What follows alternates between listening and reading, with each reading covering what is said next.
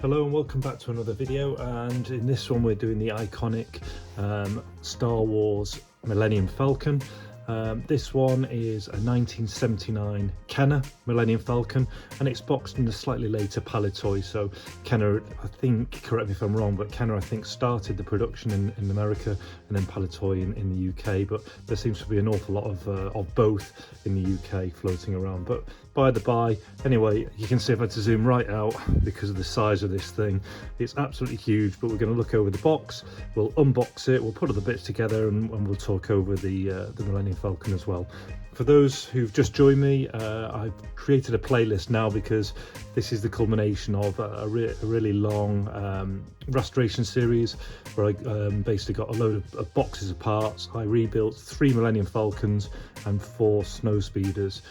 This one in here is the best Millennium Falcon. All the best bits were put together, and then I sourced a box to finally box it.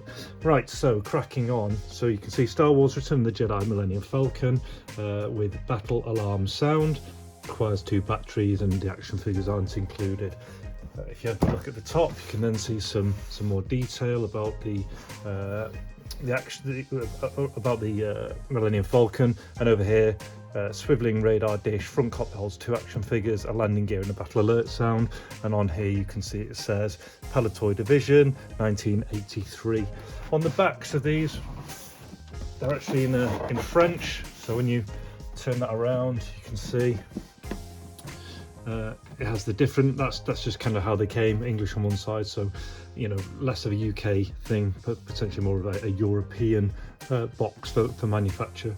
And over here there's a money savers sticker, and then on each end you can just see there's a little bit of tape wear just along there, but nothing too bad. In the crease, and all these boxes always just seem to crease in the middle from where people pull them, so there's that there, and there's the other end. So I've restored this box as well as possible, and as you'll see in a moment, I've reinforced certain areas as well. So let's have a look. I can't remember where I put the bits, so I'm going to open it up from here.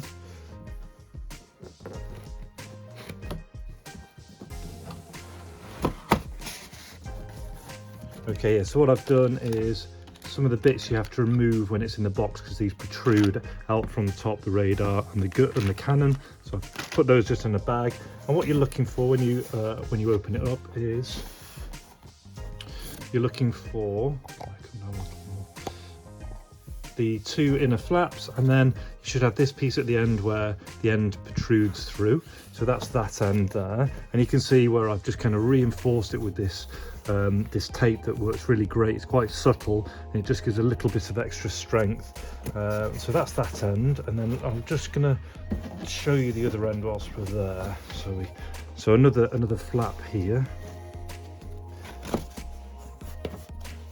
and open this up, and see here you've got kind of the cutout base here that it just sits on, and possibly, I'm not 100% sure, I think there may have been another part that went over the top, just like if you look at my snowspeeder review, there was a bit that was often missing potentially on this one, but I found that actually this bit here keeps it all really nicely positioned. And actually, because the holes at the other end, I think this is probably the best end to remove it from. So what I'll do is just pull that section down, and then carefully just wiggle the ends. Probably as the lids come off, we'll take the lid out,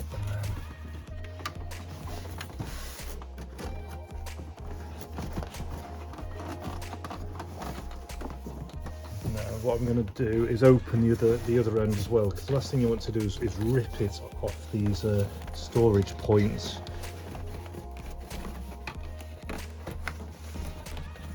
You can see what I'm doing, basically just jiggling it out of these holes. Be very careful.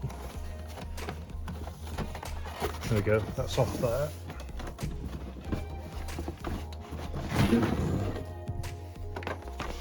And there she blows. Now usually when I'm filming one of these, that's how I possibly can get away with it.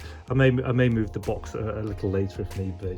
So yeah, just be careful when you're handling all this kind of stuff. But straight away, how fantastic does that look? So as I mentioned, this is the best one that I produced, so I put the best top and bottom together, the best parts, the best glass, the best canopy, all that kind of stuff has been married together to create this one.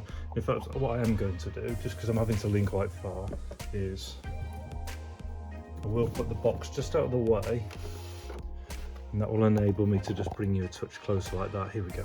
So you can see the size of this thing, it's absolutely massive. So I will do my very best, maybe just zoom, I lose a bit of quality, but there we go. Right, so you've got a lovely clean surface here, and what I've done is there's some replacement stickers in parts, but where I could, I have reused original ones. So these ones I think are all replacements, but things like the one on the cockpit there, which if I open up, you can see has the nice clear glass in there, and then original stickers inside of there. And as we move around, we can see some original stickers at the rear. And what should I show you? There's just so much to show, and maybe I could just flip it over now. So if I show you underneath, you have just written here, it'll be to the side to Kenner products and 1979. Where am I? There you are, just there. So on the bottom, and I'll show you now, you have this leg that pops out, and these can wear with time, but I've got one that's got a real nice click and holds firmly in place. And then the two legs, which you hold either side, just give it a little pull, and you want them to click down onto these side parts. They're often broken, so make sure that's in place. So click those down, and that's then us now good to place it. So there it is, standing on its legs. Now I'll bring us back around to the front again. So what you have is your cockpit here, which opens up, and this has a nice clear glass. You want to make sure there's no damage on those, and it's got all the stickers, the front and back there. On the other side, this here is the battery bay. So this is a nice clean one, as you can see from the shiny metal with the spring, and that operates the battle alarm sound, which is hidden in this part of the Falcon behind that cardboard inner. So to operate that, click the door open, and then what you're looking to do is pop two C-cell batteries inside. So one there. Or is it D? Let's see. One in there, one in there. Close up the housing and lock it shut.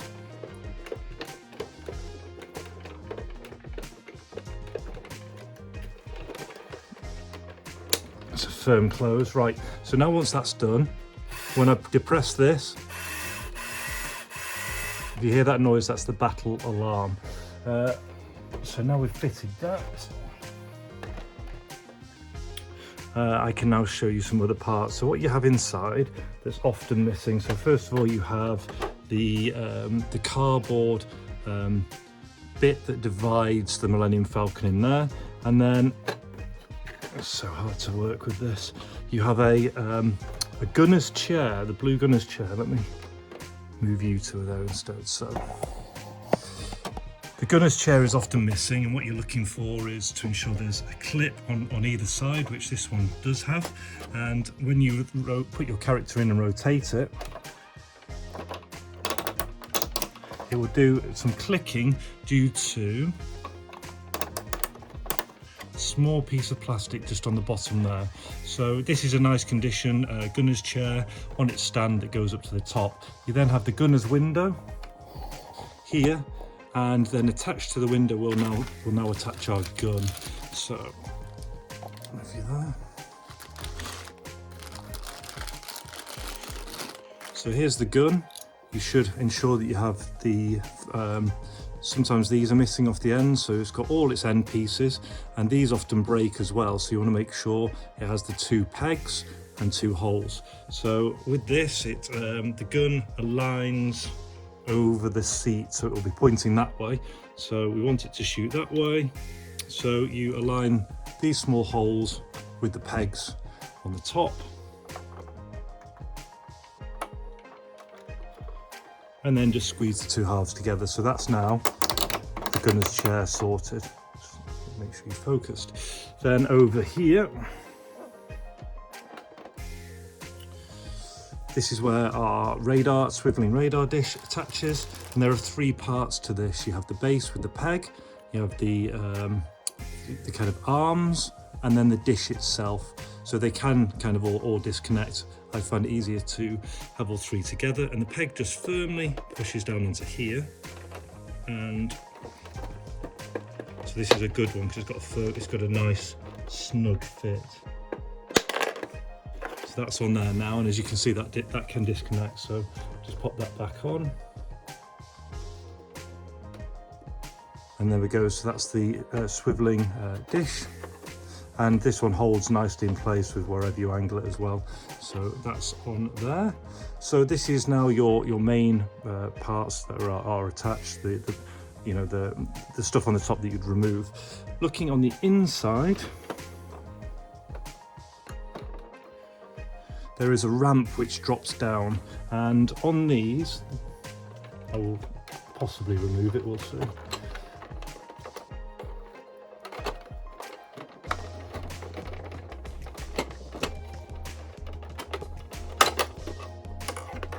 So on these, you're looking for this end piece to be in place, which allows it to sit on the ledge. And don't worry, they do come off. And then when it's closed, these two little bits that just protrude at the back will then keep it in place. So they do wear away a little bit, but you can see this one here is quite firm. And then these legs are the original legs, and they're basically the same thing. They have a protrusion on each side, and that when the ramp drops down, those legs then sit on the sides of the ramp. So to show you this one in place,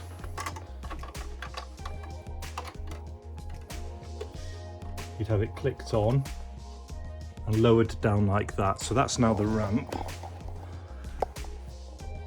You see there? So that's now the ramp lowered, and it's supported either side by, well, if required, by the arms. So you could have it just like that. And then when you place it up, it's just a snug fit, and you kind of just be careful with it, just a little click for those bits there, and that's now secured in place. So whilst we're in here, you can also get a good view of the cardboard inner. And as a note, the feet, when they drop down, the rear legs, you're looking for these little clips either side that stop it going all the way. Again, they can be prone to breaking off. Whilst we're also in here, I'll show you, I've also put some replacement stickers just in here to replace the original ones, but all the stickers that should be in there are in there. And then you have the I believe it's called the Digerek, or something along those lines, the chess table. Whilst we're in here still, we have a replacement Jedi training arm and ball. So that's the thing where he put the helmet on and couldn't see, and then it would move around and he would try and attack it with the lightsaber and deflect what was shooting at him. Now this section down here beneath is then where the smuggler's floor goes. So it looks like this, and what you can do is you put your figures in there who are hiding from the Empire as they search, and then you pop that over the top. So it's called either the smuggler's floor, or I can't remember what the other thing is, or cargo floor, something like that. And then once all that's done, you get your top piece, and here you can see original stickers here with a couple of replacements. Original sticker there, original sticker there. So I've retained original stickers wherever possible, and that just clicks on with the two kind of tags. And if I move this around and bring it back out there, so you can see how fantastic that looks, and also the size of it. So you could, it needs a lot of space to display, and you could have it like that on this side, so you get to see, maybe you'd have you could possibly have the cockpit open, or you could have it around on the other side with the ramp down. I do have some figures, but I'm just not going to put them in at the minute. So yeah, what else can I show? All I can really do, because it's so large, is kind of just recap everything that we've seen. So on the top, you're looking for all three parts of the radar dish. You want the peg at the bottom, you want the bottom bit there, you want the arms and the radar, and on this one it's nice and firm so it stays where it should. You've got the cannon and the window beneath. This cannon's fully intact with both pegs, and it also has a quite a clear plastic window. Often they will yellow, but this is a good one. We have the cockpit with its, I should also mention there's a little tab that keeps it in place down the side, and a nice clear plastic window again. Original sticker there, and I think all of these are original stickers inside for the seats. You can fit 2 figures in there apparently. And then on the top a selection of original and replacement stickers. Moving round to the other side, we saw the battery compartment where your 2 C cell batteries go inside and operate the battle alarm, like so. And you can also drop the ramp down. I think the ramp's on the far section. So that's kind of all the exterior, and you had the legs, as you can see, the front one that pops up and down and the 2 that retract. Coming round to the rear, can remove the top plate. We had the gunner's chair that's undamaged on its stand. We've got the 2 undamaged original legs there with the arms protruding on each side. We've got the ramp itself with its attachment part, which is always good. Undamaged rear legs, the chest bit, a few replacement stickers just inside there, a nice cardboard divide to to give it that nice feel, the smuggler's floor, and then a replacement arm and Jedi training ball. But that is pretty much that. And what I guess I could do is just lift this up. Easiest way I find, just lightly tap the legs back in, pop that forward, and bring the box back. It's all still open up, but just a reminder that the box was in pretty good condition. I've got it as good as possible. I've reinforced some of the areas. There's potentially a little bit of the rear missing in one section, but yeah, that's that. So 1979 Kenner Millennium Falcon, all complete, all the bits, great condition, the best one of the restoration series. And then the slightly later 1983 Palitoy box to put it inside. If I've missed anything at all, please feel free to get in touch. If not, take care and all the best. See ya.